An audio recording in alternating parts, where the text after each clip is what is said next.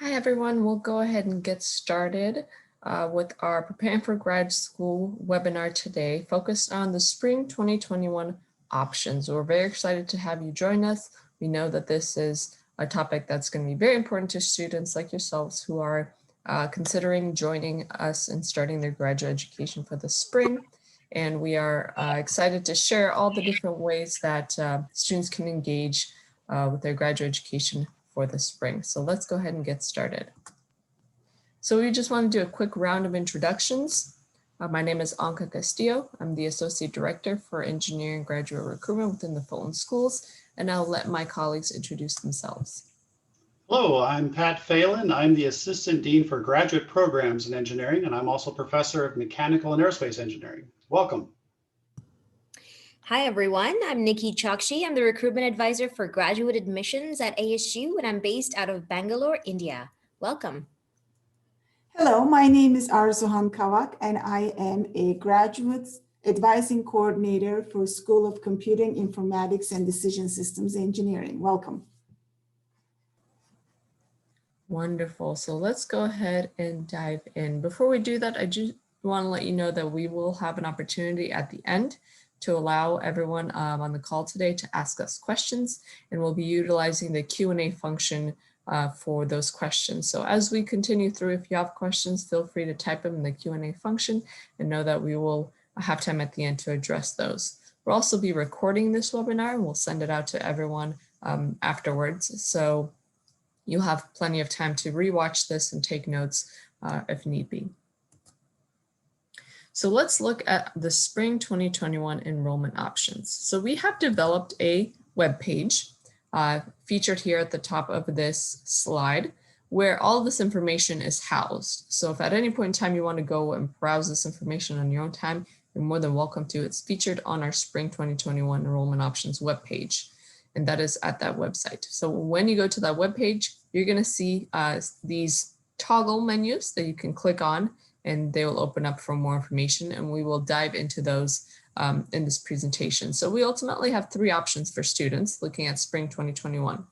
Option one is the regular Spring 2021 arrival and start. We'll dive into that.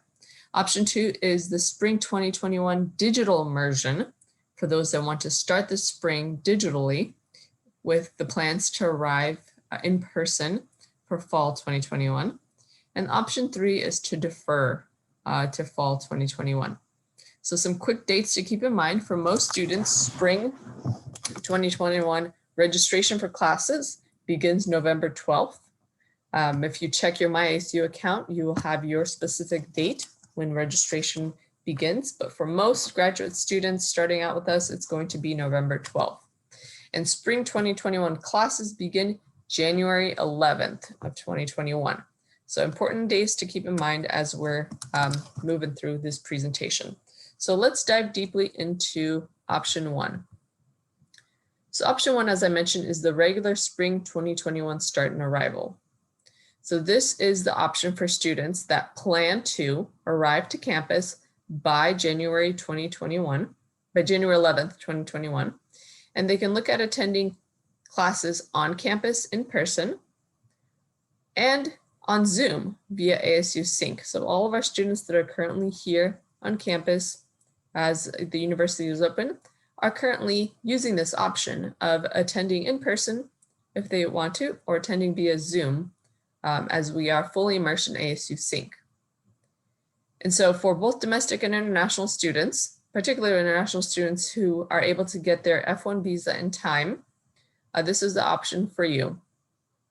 And so the arrival time for those that are able to make it to campus by January 11th, you can arrive as early as December 12th and as late as January 26th within that time frame. For students, particularly international students, you want to enroll in full-time status, so 9 credit hours.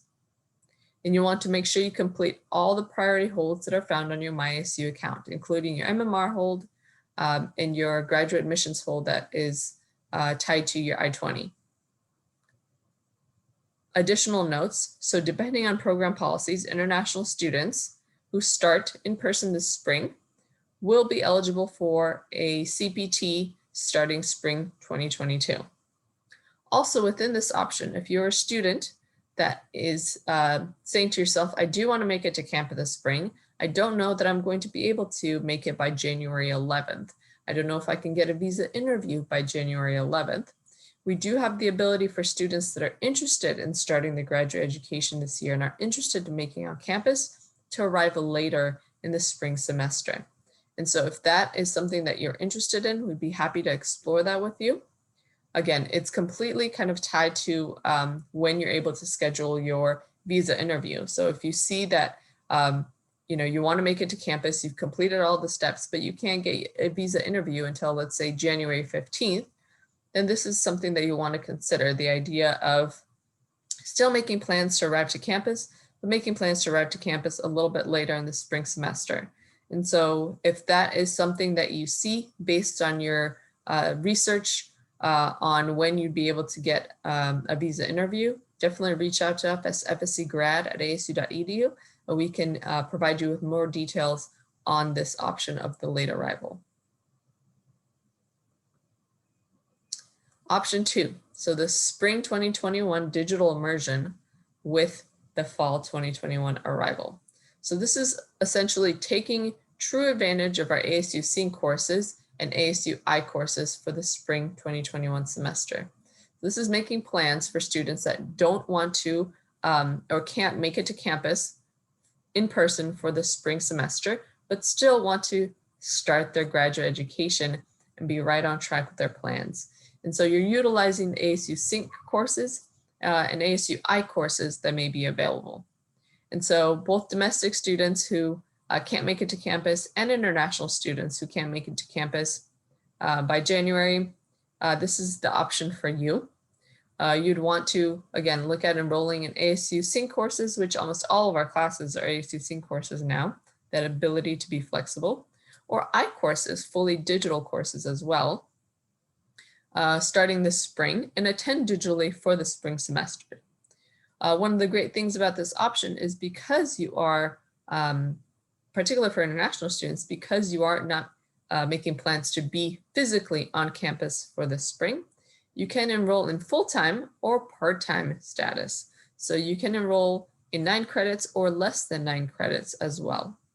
And so that allows you that additional flexibility to be able to kind of, make the most of your spring semester. But also if you're doing other things, if you're continuing to work, or, you have concerns about making it to campus, this is a really fantastic option for you. Additionally, if you're a student that's been admitted to an on-campus MSRMCS program with deficiencies, one of the great things about this option is the idea of utilizing the spring 2021 semester to just focus on completing your deficiency courses and then making a plan to start your regular graduate plan of study for fall 2021. So again, for those students with deficiencies that have been admitted with deficiencies, another option for this particular digital immersion is to just focus on your deficiency courses, get those done and out of the way through the spring, and then make plans to fully start your graduate education as regular in the fall. Additional note for international students, you're going to be eligible for CPT starting summer 2022 if you take this option. And again, so this is making plans to start digitally, remotely in the spring semester, and then making plans to get all the things necessary to arrive physically on campus for the fall 2020 semester and continue forth in your graduate studies that way.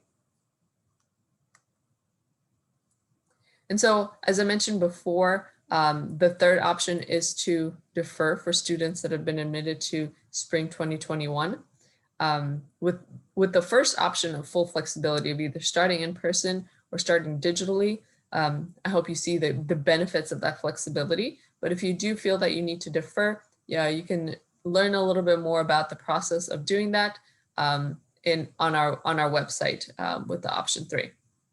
So for students that are looking at starting the spring, either with option 1 or option 2, starting present on campus or starting digitally, you're going to want to know what your next steps are. Now that registration for classes is coming up fairly soon, next week actually. So the first step you want to do to get prepared is connect with your advisor. You should have received some kind of communication from your school and your advisor on how to reach out and contact them, make time to speak with them and really understand, what your plan of study is. So first, connect with your advisor. Second, you want to understand what your handbook is. So each program has a particular handbook, and that handbook has all the information about your program, all the information about program requirements, classes, and other things that you need to consider. So this is a good example of our information technology handbook. And so most of these are available online. And if for some reason you cannot find it, reach out to your advisor and they'll be able to share it with you. But again, you and your advisor are going to be using this handbook for your program and for your plan of study throughout your graduate experience. So it's really important that you get really familiar with your handbook. And again, it's going to have information about your courses that you want to consider. So in this example that we have here for our information technology handbook, it's showing what some of the required core courses are, so students know what to look at enrolling in. It's gonna have either concentration or focus area information.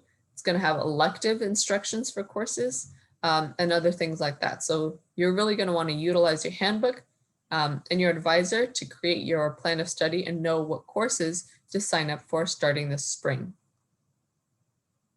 Once you have done that, you want to get familiar with your MyASU page, as that is where you will do all of your steps, your classes, your registration, all of that is going to go through your MyASU page. You're going to live on your MyASU page throughout your graduate experience. So you really want to get familiar with it and utilize it. So if you haven't signed in to your MyASU page yet, know that you should have received your ASU Right ID when you submitted your application. And if for some reason you cannot find it, definitely look through your emails, but check your junk mail as well. Sometimes, depending on your security filters in your email, it might go to your junk mail. If this is your first time logging in, you're going to want to activate and go through those steps to activate. And if for some reason you cannot figure out your ASU Right, your password, or you logged in and you forgot all that information, please contact our help desk, either digitally or calling them, and they'll be able to help you get that information so you're able to log into your MyASU page. When you log into your page, you're going to see a few different things.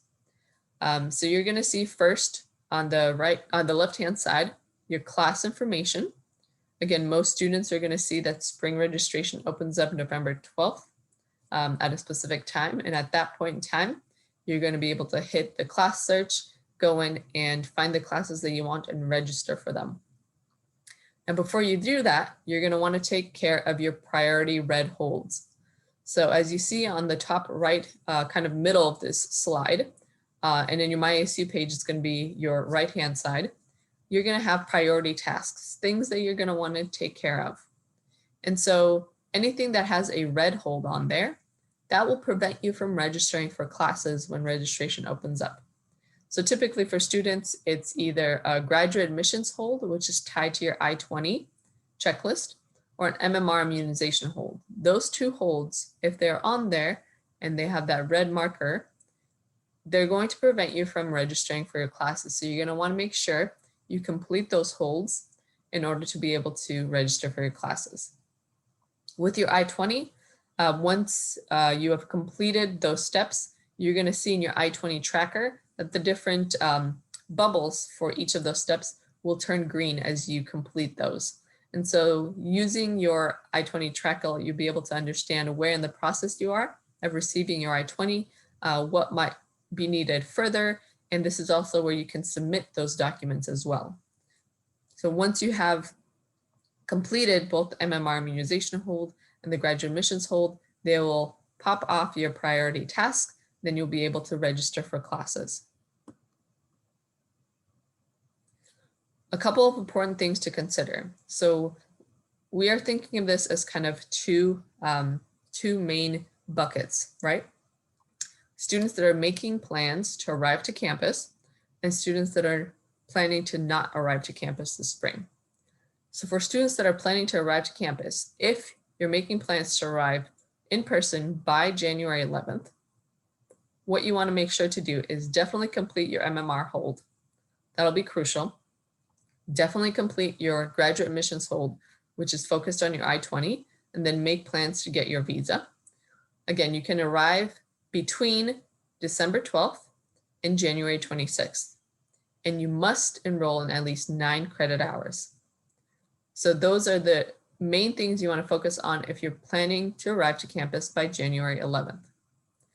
If you're planning to arrive to campus potentially later, again, you must complete the MMR hold. You must complete the graduate admissions hold, which is tied to your I-20. You're going to complete it and you're going to receive the I-20 with the January 11th start date. And once that's done, then you can reach out to FSC Grad and request for an updated I-20 with some kind of justification saying, hey, I'm making plans to arrive to campus. I've received my I-20, but I realized that I cannot get an F1 visa interview until, whatever date that is. And I want to make plans to arrive at the later date. And so upon receiving that request, we will work with our I-20 team to update your I-20 to reflect the later start date that we have for students in the spring. For students arriving late or planning to arrive being late, the latest date that you can arrive to campus for the spring with this option is March 30th of 2021. So if you are thinking of this option but can't make it to campus by March 30th, then you'll definitely want to just consider having a digital spring semester.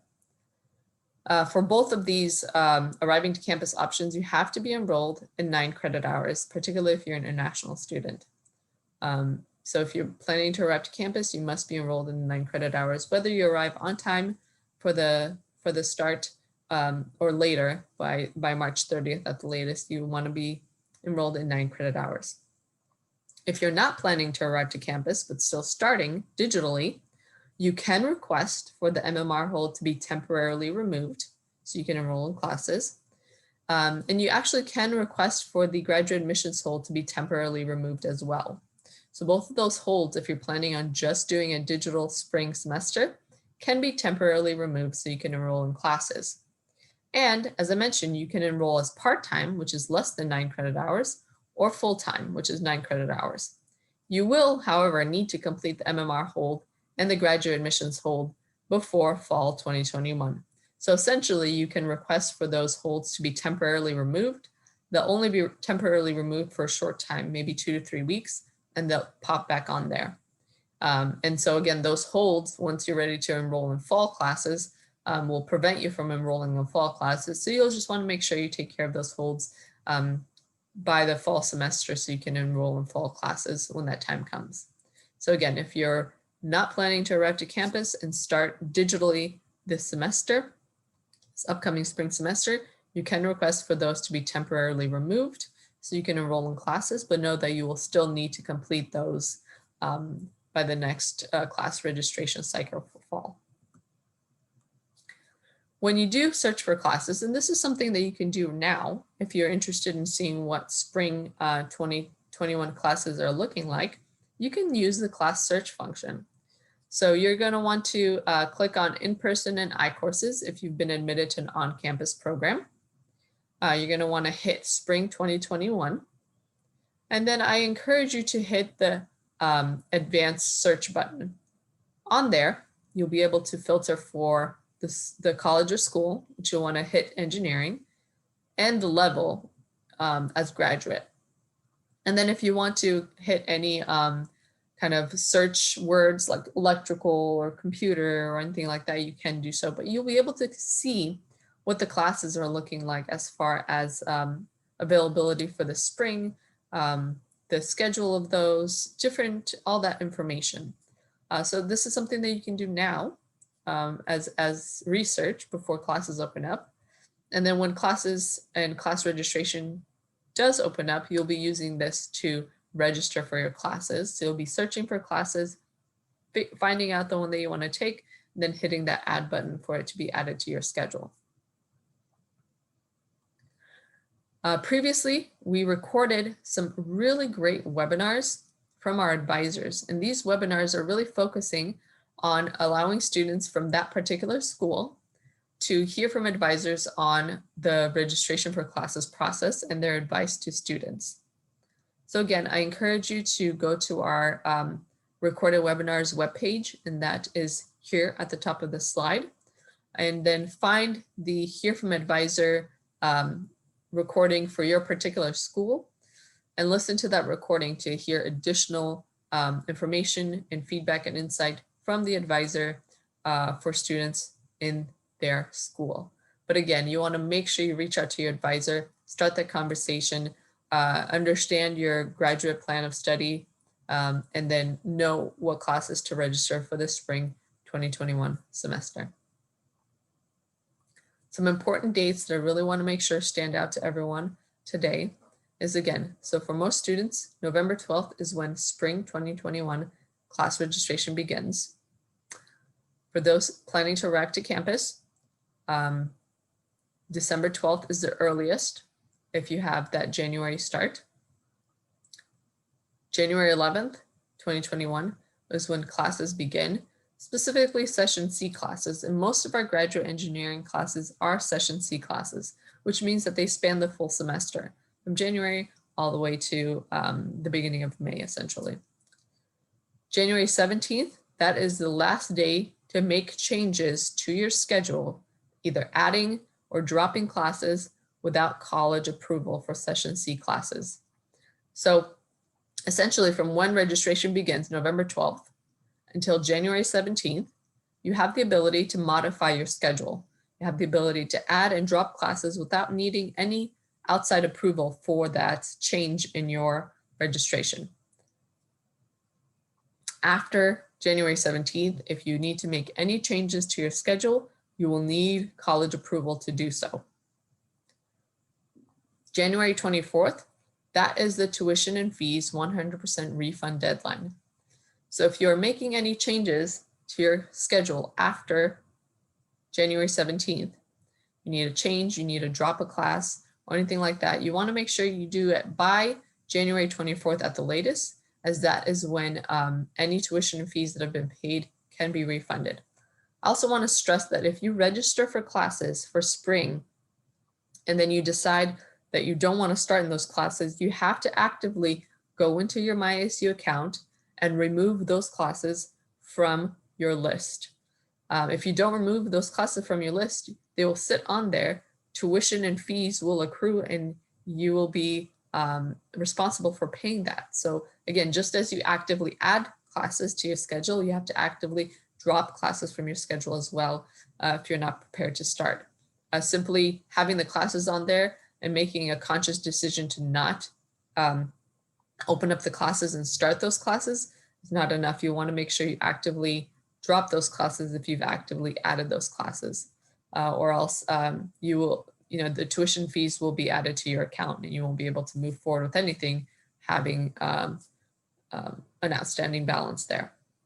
January 25th, that is the tuition and fees payment deadline for the spring 2021 semester. However, for students that are interested, we do have a tuition payment plan as well.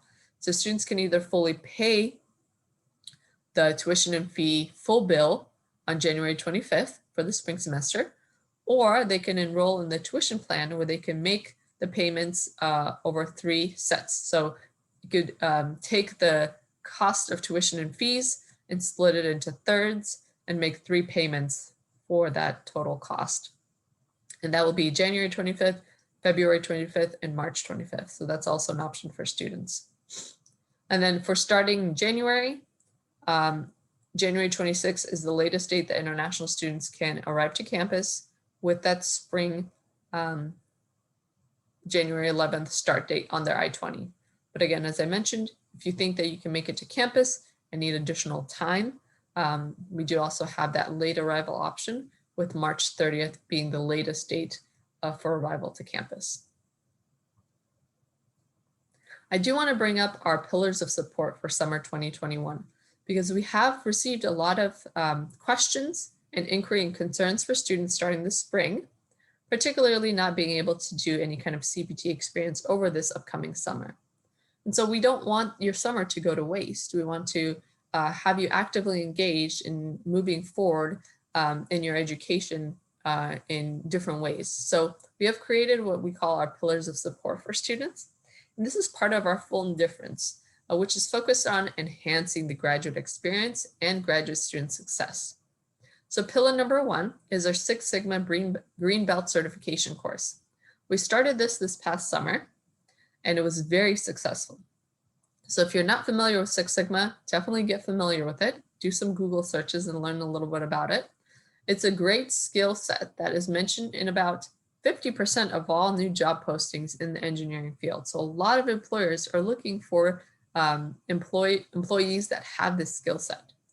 And so we've partnered with our Global Outreach and Extended Education, or GOE team, to be able to offer this Six Sigma Green Belt certification course to both incoming students, but also continuing students for the summer 2021 timeframe.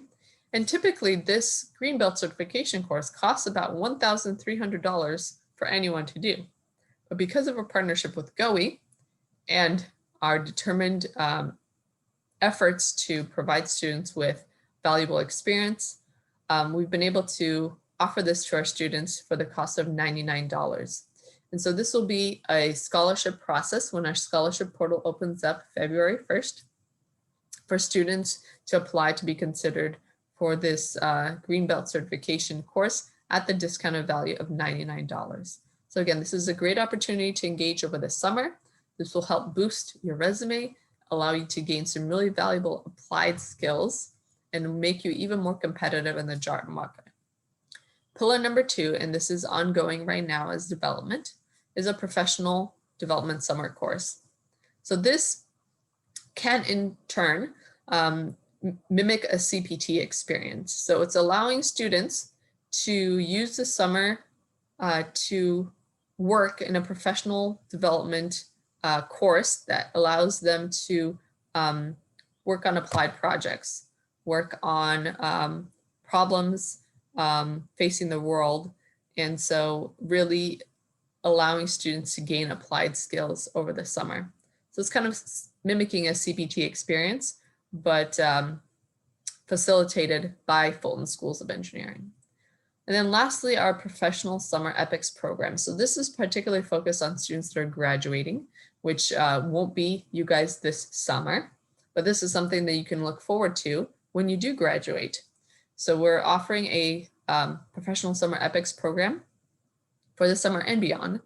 And it's designed for graduate students who are completing their MS or their PhD and have completed them and now are looking for jobs. And so in that time frame of having graduated and looking for your job, you're able to engage in our summer epics program, again, to work on and gain experience working on applied projects with companies and with the community. And so it serves as a way to stay engaged, get those skills, beef up the resume while you're looking for employment opportunities post-graduation. So these are just some of the exciting things we're working on to allow students to make the most of their summer and also fill in the gap of gaining valuable applied skills over that time.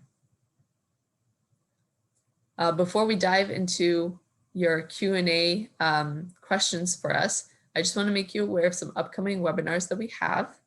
So we have 2 Let's Chat webinars, where essentially we're just creating a space for students thinking of starting this spring to just come and ask questions of our staff and advisors, faculty. And so if you have additional questions that pop up, please make it a point to register for these webinars and know that this will be a chance for you to ask questions of us and our ability to do our best to answer them. Then we also have a Women in Graduate Engineering Experience webinar. So if you're a woman that is pursuing graduate engineering education and you want to hear from other women and continue forth in your success, particularly in the engineering realm, definitely join us for that webinar.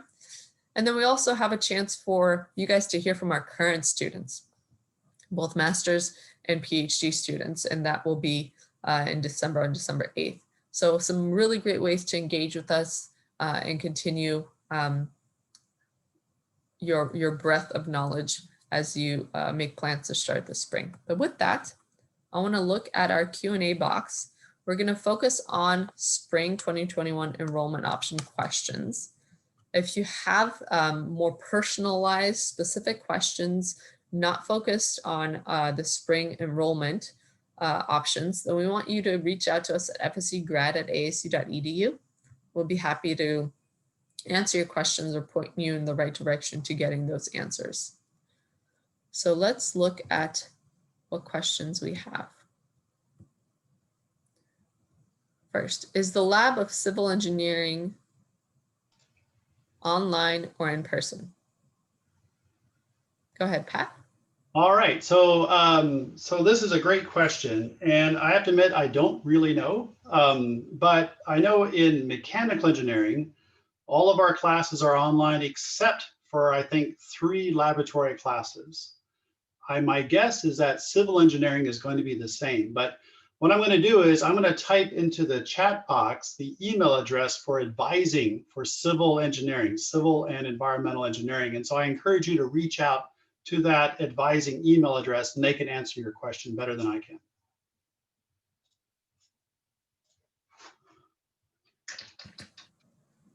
Spring online question. Any known backdrop in part-time semester? Degree will be named as part-time or something like that.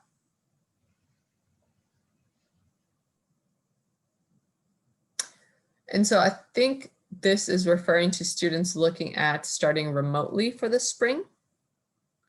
And so if you're starting remotely for the spring, digitally using ASU Sync, you're still enrolled and admitted into an on-campus program. So that will not change anything on your transcripts or anything on your diploma or your degree at the end.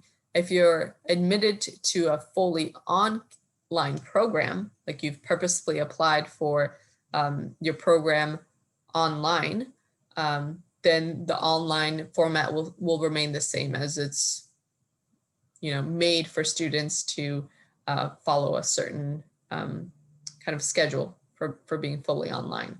But if you're enrolling digitally for the spring, you're admitted to an on-campus program, but you're enrolling digitally for the spring using ASU Sync. Even if you're enrolling in part-time, less than 9 credit hours, it will not reflect on your transcripts or not reflect on your degree certification at the end in any way. Are all classes for MS program for civil engineering offered? I think we answered that one. Yeah, pretty much we already answered that, but the answer is it should be almost the vast majority will be both online and in person, and the only exceptions, possible exceptions, would be laboratory classes. So I encourage you to contact their advising office in that email I just posted in the chat. Yes, and so again, to reiterate, almost 99.9% of our classes are via the ASU Sync, which is offering the classes both in person, but also digitally via Zoom. And so there are very few classes, a handful of classes potentially, that are only in person. And those are things like labs. But for the majority of our classes, they're going to be utilizing the ASU Sync method. And so that is classes offered both in person with the option to be in person with the class, or ASU Sync to attend the class real time via Zoom. Hello, where can I find the handbook for civil engineering PhD degree? I cannot find it. So when I saw this question, I actually looked for it myself and I couldn't find it either. And so what I think has happened is they've taken it down in order to update it for the fall 2021 admissions like yourself. So what I would also encourage you to do is to contact that same email, that's cv.advising@asu.edu, and ask them for a copy of the handbook. Yes, ultimately you want to connect with your advisor to help you with your academic plan of study, but they will be able to definitely share any handbook for any of one of our programs they'll be using that to help you create your plan of study. Next question. For MSCS students, an example of how we can do CPT in spring 2022 would be helpful. How should we complete courses by utilizing a semester for CPT? Yes, let me talk about this. So let's say that you start you're here and you're starting full-time, 9 credit hours in spring 2021 semester. Now, you have the option of taking a class in summer, but I'm going to answer the question assuming you're not going to take a summer class. So if you don't take a summer class, you will take 3 courses or 9 credit hours in fall semester, which means that you would be done with 18 credits of your degree towards the MCS program or MS program. You have now 12 credits left. Come spring 22 semester, you are eligible to do a CPT. Depending on your GPA, if your GPA is above 3.25, you can do a full-time internship in spring semester while taking full-time classwork. Now, this internship can be preferably here in the Phoenix area, local, but there are cases where you would be allowed to do an internship out of state as well. That would be case by case. But we have many students currently doing a full-time, CPT and carrying 9 credit hours of coursework. As long as your GPA is above 3.25, you will be able to do an internship in spring of 2022.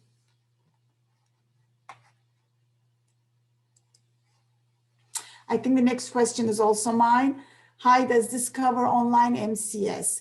If you are an online MCS student, this webinar is not relevant to you.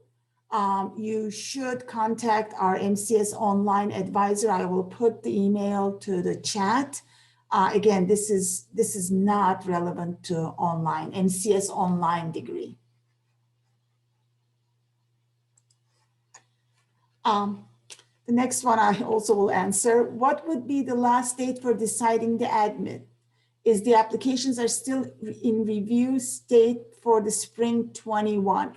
I can speak for School of Computing Informatics and Decision Systems Engineering, which has the computer engineering, CS, computer science, software engineering, industrial engineering, and RAS, robotics, IE concentration. We are still reviewing applications for spring 21 semester. I cannot speak for other schools. If you are interested in or apply to another program, I advise you to contact the advising office and find out what their stand on that issue.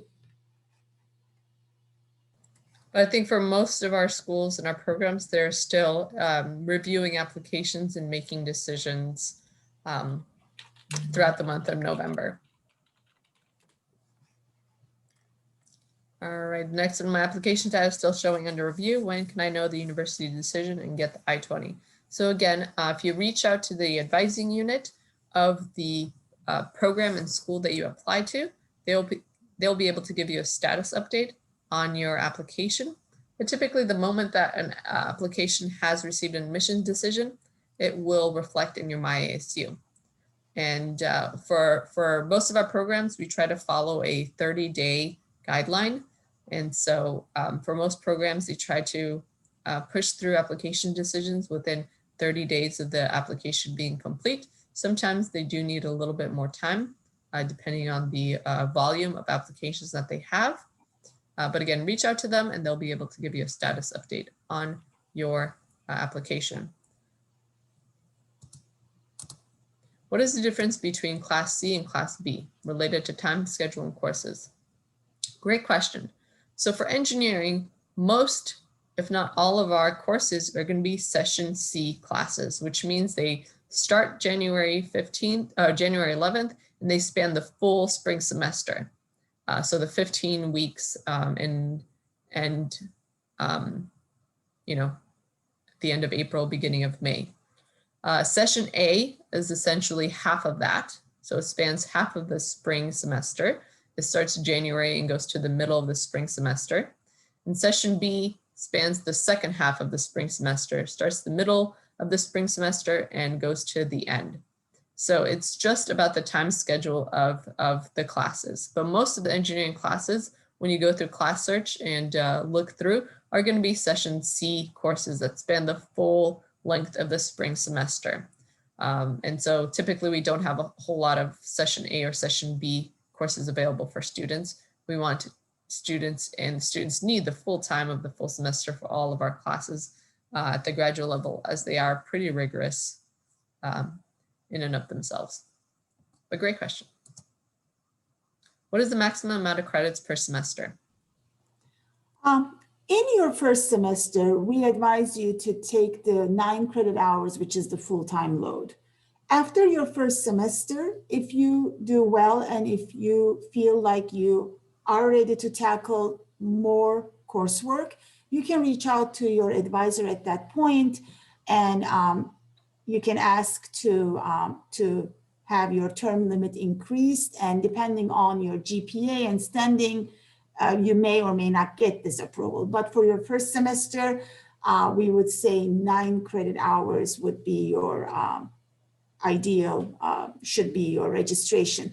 There's really not a maximum amount of credits. I've had students take 12, and I've had on one occasion a student take 15 credit hours, but it was a special case and had to be approved by the program chair and all that.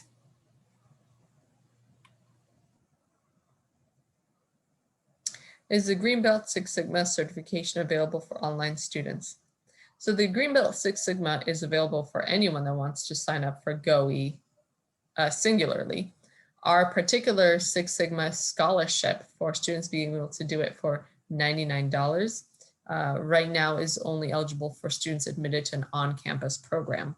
So if you're admitted to an online graduate engineering program, that particular scholarship for doing the Six Sigma over the summer at the cost of $99 is not available to you, but you are still able to look at it as far as enrolling in it at the full cost through GOE at any point in time that they have timeframes for the certification course. Are the ASU online classes in spring A or spring B terms? So ASU, if you're admitted to an ASU online program, you're not admitted to an ASU on-campus program looking at ASU Sync or iCourses. If you're admitted to an ASU online program purposefully, they're going to have a different schedule for classes and for students' academic plan. And so it's very unique, and it's set up for students to do the full program online. And so their offerings for classes might look differently. And their scheduling for students' academic plan is going to look different. So my advice to you is to reach out to your online academic advisor and really engage with them in figuring out your academic plan of study and knowing what classes you have. But if you want to do a quick search as far as research, that class search that I mentioned, the first button is for students admitted to on-campus classes. And then the second button is specifically those that are admitted to an online program and are browsing the online classes. So you can still go through and for research purposes, browse through and see what classes are available for students admitted to an online program.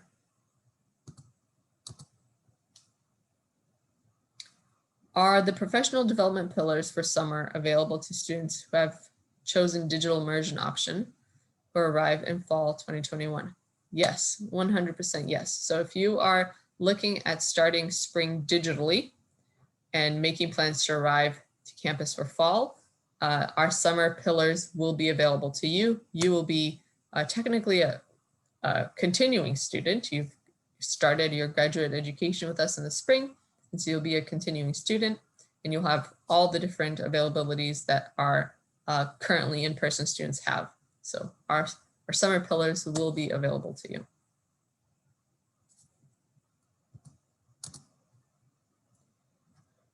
If I opt for pillar 2 during my summer break, which is the mimic of a CPT, will also be paid during this course.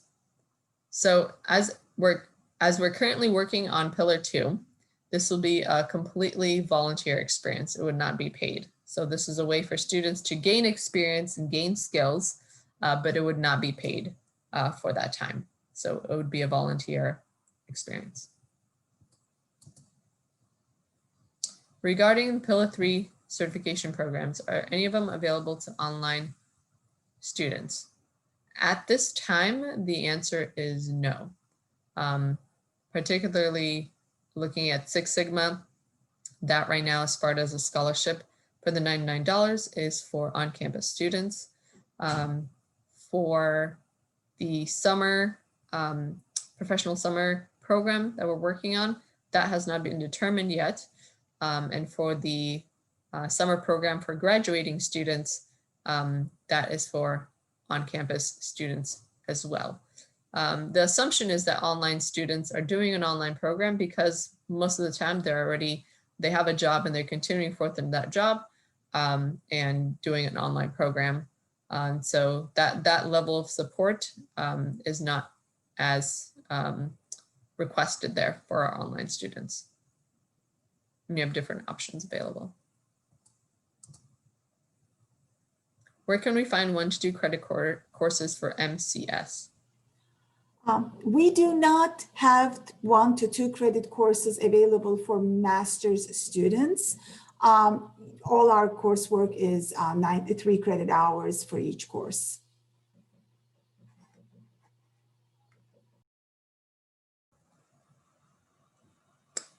Are all courses available in C session? So again, almost all of our courses are going to be session C courses that span the full semester. And so if you want to browse through what courses are available for spring 2021, you can go to class search even before registration opens up and just browse through and see the different courses that are going to be available for students to enroll in for spring.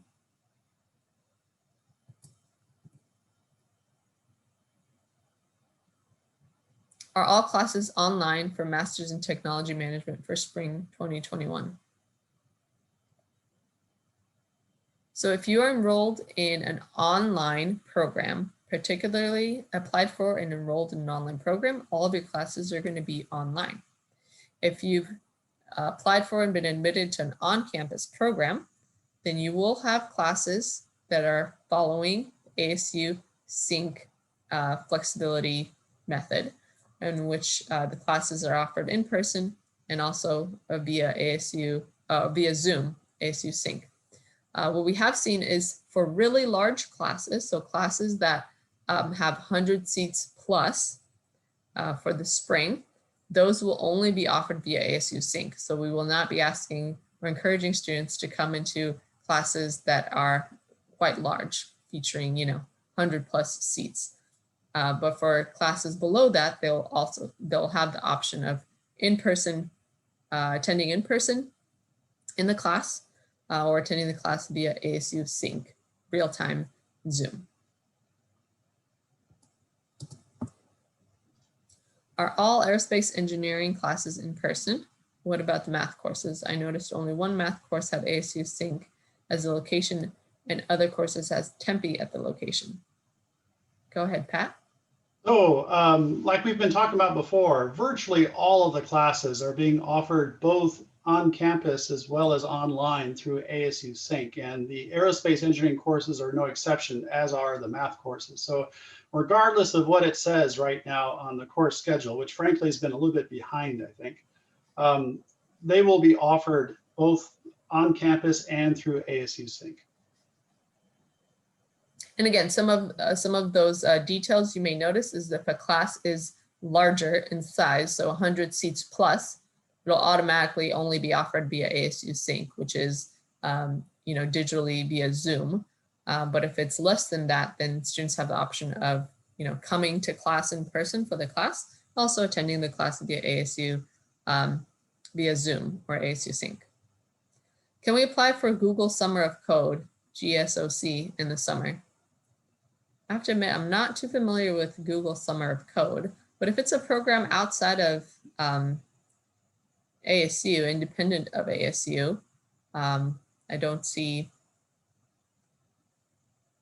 an issue with it, but I'm not too familiar with that program, so I can't really say. I don't know if anyone else here is familiar with that program.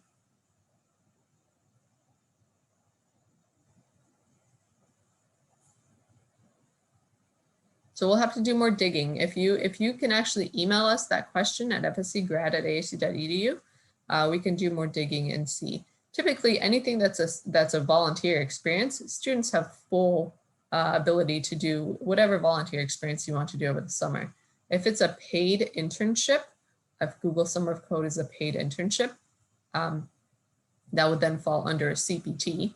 And so you have to follow the guidelines of when you're eligible to pursue a CPT. So I'm not quite sure if Google Summer of Code is volunteer or paid, but that's kind of my, my advice in looking into that. For MSc, I know that I have to select classes within the 500 series, but is there any specific requirement for the 400, 300 level classes? That is, do I have a choice to take them or not? So I'm going to answer in general terms because I don't know which particular program you are referring to.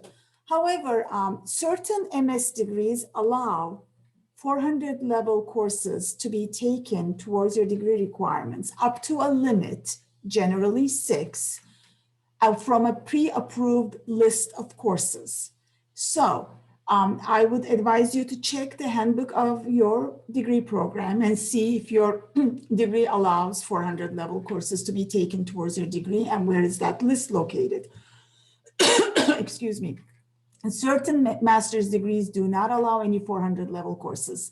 However, you can take a 400 or a 300 level course if that's a course that you really feel like you need the knowledge to succeed in the 500 level courses.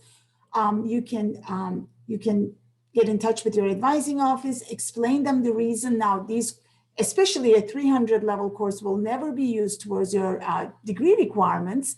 But if you want to take this course and learn the content, you definitely can take it.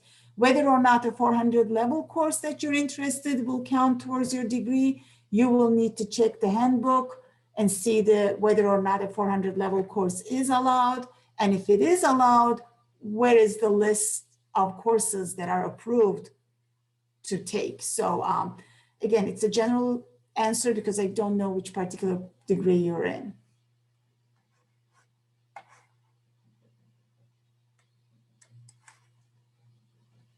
And I just want to piggyback off of that answer for students. So if you're a graduate engineering student, but you're looking at ASU for other classes, you want to take a dance class, or you want to take an art class, or you want to take a calligraphy class, or things like that, that are just fun electives for students to do, you are able to do that.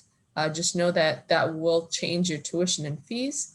And it will not specifically count towards your graduate engineering requirements for your degree. But those classes are out there for students to engage in if you want to do that.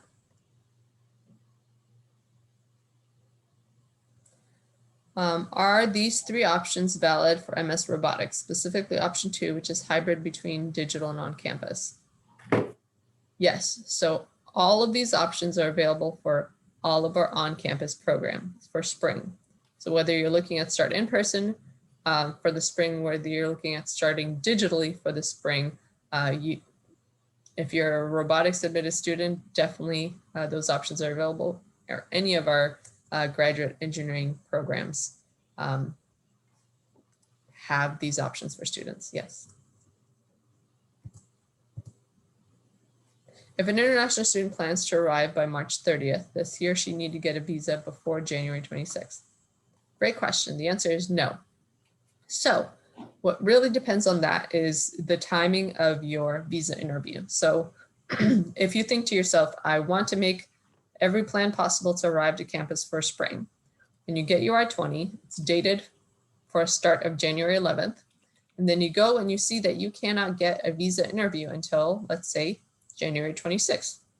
Then you know that you want to pursue the late arrival option. So you'd reach out to us, ask for an updated I-20 with a later arrival date. You go to your visa interview on January 26th. You successfully pass. You get your visa, maybe say a week later, however, 10 days later, however long it takes. Then you make plans to arrive to campus by no later than March 30th.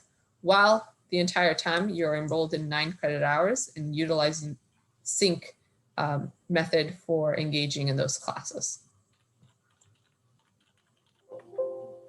So you have to, for the late arrival, make sure you get your visa before March 30th to be, boots on the ground in Tempe in the US by March 30th.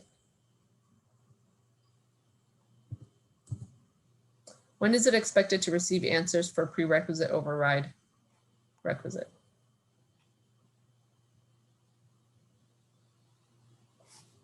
Arzuhan, do you happen to know? I can speak for our computer science and SIDSI offered classes that I know we've internally made a decision to prerequisite override requests to be processed after December 15 for non-SIDSI students. But I don't know how other, I don't know how electrical engineering or any other, what are their internal dates for that.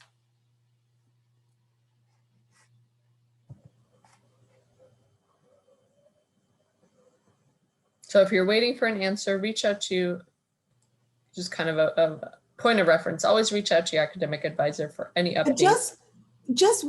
I just wanted to say one more thing. I don't know, sometimes students confuse the prerequisite overrides with the deficiency petition request. If that's what you're asking, that we are processing them in SIDSI as we get them in. So it shouldn't take more than a week to 10 days for you to receive your answer, whether or not it's approved. If it's taking longer, please reach out to the advising office and then we will see what's going on.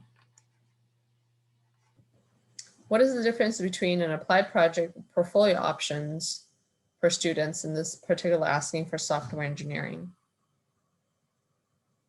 So a great question. So for most programs, there's kind of an end of the program thing that students have to do. And for most students, they have the ability to pick between an applied project, which is kind of a accumulating experience that encompasses everything that they learn into one project, or a portfolio, which is essentially a book of all the projects that you have done throughout your classes through your graduate experience. So those are typically the two kind of culminating end of program things that students have to pick between. And so as you're working through those, as you're getting towards the end of your graduate education, you'll be able to decide which one you want to do as you speak to your academic advisor.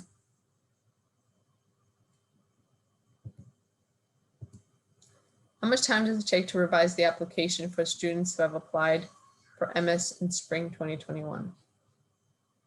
I'm not quite sure what you mean by revise the application. So I think my advice to you is to reach out to us at fscgrad@asu.edu and just elaborate a little bit more on what you mean with that question, and we'd be happy to do our best to answer that. Will late arrival for spring, that is by March, affect our CPT start date? Yes. So whether you arrive by January 11th for the start, or whether you arrive later in the spring in March, if you're arriving to campus either on time or late for the spring semester, you will be eligible for a CPT starting the next spring, so spring 2022. So if that is of great concern or critical to your decision, whether you arrive on time or late this spring, you will be eligible as all other students that are starting in person in the spring for CPT, and that would be spring 2022. If you're starting digitally, in the spring with plans to arrive physically by the fall 2021 semester, then you'll be eligible for a CPT starting the summer of 2022. Are there cases where students can take up subjects from other branches? I'm admitted to MS in Information Technology, but I'm interested to study a few subjects like machine learning and others on the same line. Please let me know. So yes, I'm going to answer this because I'm assuming many of the MS Information Technology students would like to take some courses from computer science or electrical engineering. So here is the process for it. First of all, you will need to make sure that this is a course that's going to be approved by your academic advising office to be used towards your degree requirements. That's what I'm assuming, that you would want to use these towards your degree requirements. But if you just want to take the course and you really don't, I don't want to say care, but you're okay even if it's not used towards your degree requirements, then it's fine. You can. So we have a override request tool that you would utilize. So you would reach out to the faculty who's teaching this class, ask their permission to enroll in their classroom. And then once you receive that email, you will submit that form to the override request tool, request that you would like to take this particular computer science or electrical engineering course.